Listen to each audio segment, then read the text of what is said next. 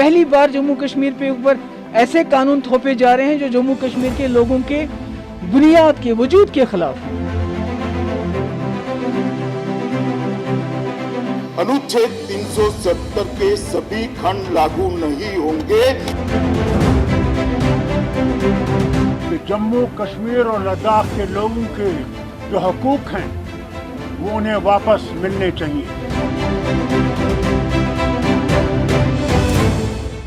नमस्ते, मैं अभिनय आकाश और प्रभा साक्षी के इस खास कार्यक्रम में एमआरआई में आपका स्वागत है।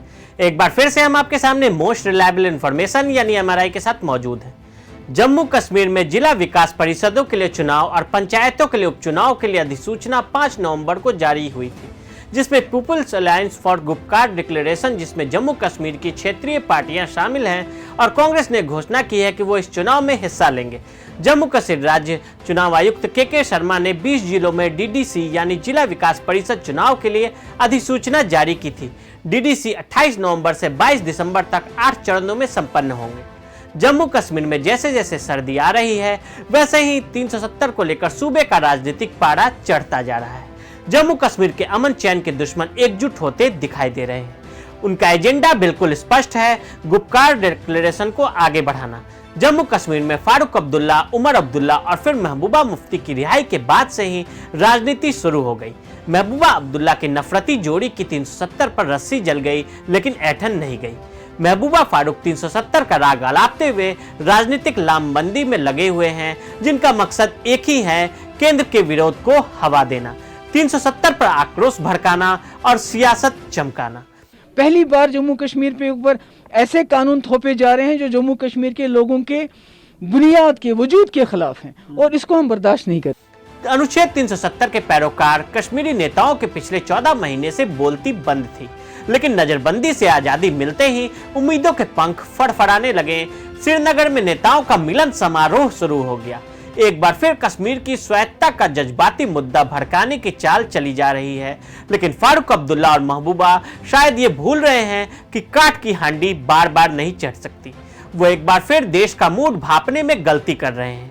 कश्मीर की राजनीतिक पार्टियां 370 के कवच की आड़ में सालों से सियासी रोटियां सेकती रही, और 5 अगस्त को मोदी सरकार ने वो रास्ता बंद कर दिया था।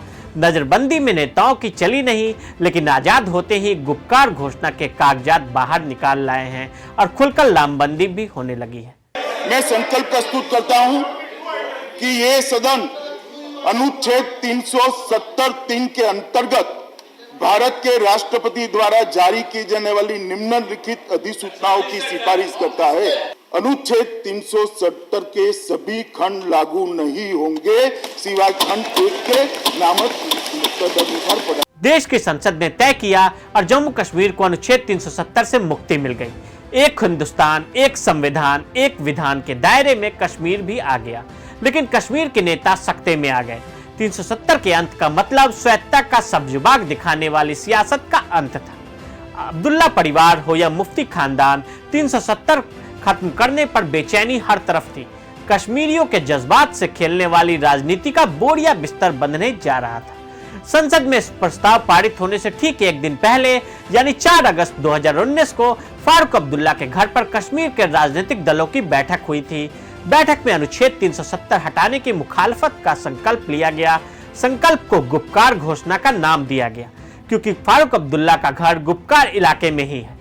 गुपकार रोड एक तरफ भारत और पाकिस्तान के लिए यूएन का दफ्तर है और दूसरी तरफ कश्मीर के अंतिम राजा का घर है। गुपकार बहुत ही सुरक्षित इलाका है और हमेशा से ही यहाँ पर सत्ता में शामिल या उनसे जुड़े लोगों का आवास रहा है। राज्य के सारे बड़े नेता और नौकरशाह इसी जगह रहते हैं। गुपकार घोषणा में कौन कौन दल? गुपकार घोषणा पर जम्मू कश्मीर के 6 बड़े नेताओं के हस्ताक्षर थे।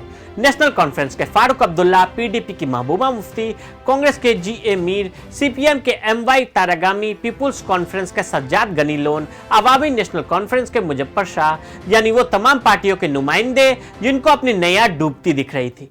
पिछले साल 5 अगस्त को उनने किया है। उनने कॉन्स्टिट्यूशन ऑफ इंडिया को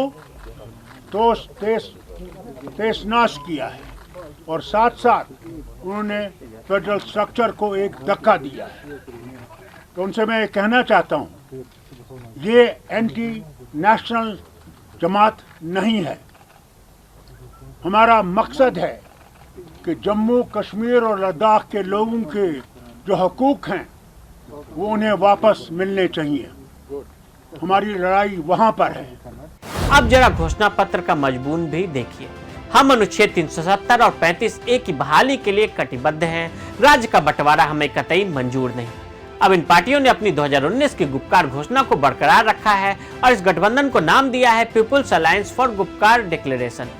एनसी और पीडीपी के अलावा इसमें सीपीआईएम, पीपुल्स कॉन्फ्रेंस, जेकेपीएम और एएनसी शामिल हैं।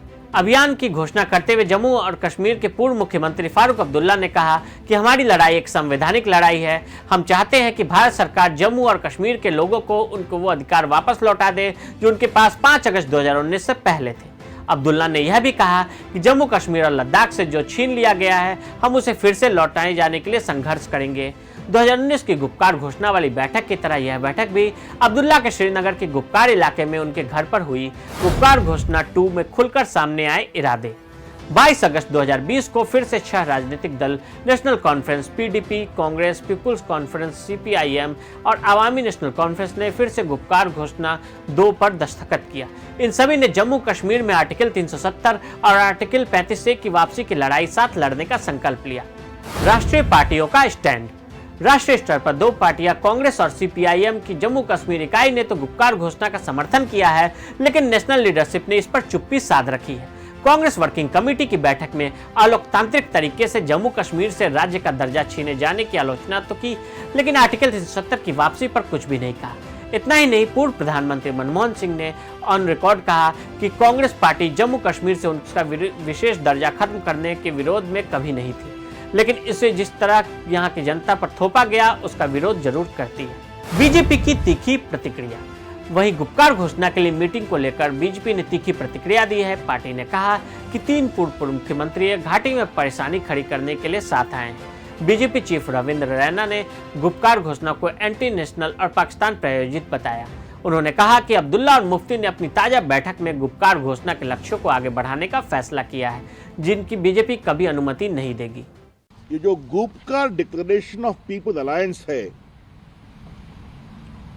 जो डिस्ट्रिक्ट डेवलपमेंट काउंसिल के इलेक्शन के लिए साथ चल रहे हैं, 10 पार्टियां हैं, जिसमें प्रमुख रूप से नेशनल कॉन्फ्रेंस है और पीडीपी है। अब कांग्रेस भी उसमें आ रही है। इनका डिक्लेयर्ड एजेंडा है कि आर्टिकल 370 को हटाया जाना, रद्द होना चाहिए और आर्टिकल 370 को रेस्टोर करना चाहिए।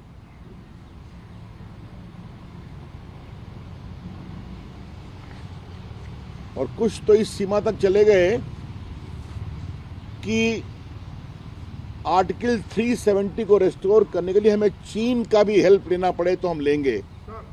फारूक अब्दुल्ला। केंद्रीय गृह मंत्री अमित शाह ने जम्मू और कश्मीर में हाल ही में राजनीतिक मोर्चे को आड़े हाथों लिया है। शाह ने गुपकार गठबंधन को गुपकार गैंग करार देते हुए ट्वीट किया कि गुपकार गैंग ग्लोबल हो रहा है। वे चाहते हैं कि विदेशी ताकतें जम्मू कश्मीर में हस्तक्षेप करें। क्या सोनिया जी और राहुल जी इस तरह के कदमों का समर्थन करते हैं? उन्हें अपना रुख स्पष्ट करना चाहिए। कांग्रेस गुपकार गैंग जम्मू कश्मीर को आतंक और शांति के युग में वापस ले जाना चाहते हैं। वे दलितों, महिलाओं और आदिवासियों के अधिकारों को छीनना चाहते हैं, जिन्हें हमने अनुच्छेद 370 को हटाकर सुनिश्चित किया। हर जगह लोगों द्वारा इन्हें खारिज किया जा रहा है। गुपकार का चीन पाक कनेक्शन। गुपकार घोषणा को चीन और पाकिस्तान से भी जोड़कर देखा जा रहा है। पाकिस्तान के विदेश मंत्री शाह महमूद कुरैशी ने गुपकार घोषणा की सराहना करते हुए इसे महत्वपूर्ण कदम बताया था। हालांकि फारूक अब्दुल्ला ने यह कहकर इस पर पानी डालने की कोशिश की थी कि हम किसी के इशारे पर यह काम नहीं कर रहे हैं। इस बीच फारूक अब्दुल्ला ने चीन को लेकर भी एक बयान दिया था जो काफी सुर्खियों में रहा था। उन्होंने उम्मीद जताई थी कि अनुच्छेद 370 की फिर से बहाली में चीन से मदद मिल सकती है। उन्होंने यह भी कहा था कि कश्मीर के लोग चीन के साथ रहना चाहेंगे। कश्मीर की पार्टियों को इसकी जरूरत क्यों पड़ी? नई दिल्ली में कश्मीर पर नजर रखने वाले तबके को लग रहा है कि People's Alliance for Gupkar Declaration राजनीतिक मजबूरी है। पिछले साल भर से ये नेता हिरासत में रहे। इस दौरान इन्हें जमीनी स्तर पर कोई सपोर्ट नहीं मिला। ऐसे में वे इस अलायंस के जरिए अपनी विश्वसनीयता को लोगों के बीच कायम करना चाहते हैं। नई दिल्ली में सरकारी सूत्र यह भी कहते हैं कि कश्मीर में मोटे तौर पर कानून व्यवस्था अच्छा काम कर रही है। आतंकवादियों के जनाजों को लेकर होने वाले टकराव भी खत्म हो गए हैं। इस वजह से कश्मीर के कुछ नेता पहले ही मर चुके अनुच्छेद 370 का जनाजा निकालना चाहते हैं। हकीकत यही है कि 370 अब कभी लौटने वाला नहीं। कहीं न कहीं कश्मीर की मुख्य धारा की क्षेत्रीय पार्टियां अब भी उम्मीद कर रही हैं कि अनुच्छेद 370 लौट सकता है। गुपकार डिक्लेरेशन पर साइन करने वाले ने संकेत दिए हैं कि यह लड़ाई अब सुप्रीम कोर्ट में चलेगी। टिकेगा नहीं मगर राजनीति का देगा मौका। एक बात यह भी कही जा रही है कि इस अभियान के तहत ये राजनीतिक दल एक साथ आएंगे और एक लक्ष्य के लिए अपने मतभेदों को भुलाकर एक साथ काम करेंगे। मगर यह भी तय माना जा रहा है कि यह अभियान अधिक समय तक टिके नहीं रहेगा, मगर राजनीतिक दलों को एक साथ आने का मौका जरूर देगा। इससे यह बात भी पता चल जाएगा कि भविष्य में यह दल किस तरह से गठबंधन बनाकर काम करेंगे। अब्दुल्ला मुफ्ती के भाईचारे ने कई लोगों को चौंकाया है। पिछले एक साल में एनसी और पीडीपी नेता नजरबंद थे। उनके समर्थन में न कोई बड़ा प्रदर्शन हुआ न कोई लॉकडाउन। उसे यह साफ है कि जमीन पर उसके लिए कोई सपोर्ट नहीं बचा है। 14 महीने पहले यह ऐलान तो नजरबंदी के अंधेरे में गुम हो गया। फारूक उमर और महबूबा तीनों को जिस अंदेशे से केंद्र ने नजरबंद किया था वो अब सच होता दिख रहा है। आजाद हवा में सांस लेते ही कश्मीर के नेता अपने पुराने एजेंडे में लौट आए। गुपकार ऐलान के बहाने कश्मीर की शांति को पटरी से ढकेलने की सियासत हो रही है। तो आज हमने अनुच्छेद 370 की बहाली के लिए अब्दुल्ला मुफ्ती के साथ आने की सियासी कहानी और गुपकार के एजेंडे का विश्लेषण किया। आज के लिए दे इजाजत और ऐसी रिपोर्ट्स को देखने के लिए प्रभा साक्षी के साथ लगातार बने रहें। वीडियो को देखने के लिए फेसबुक और ट्विटर पर हमें फॉलो करें, यूट्यूब पर प्रभा साक्षी को सब्सक्राइब करें।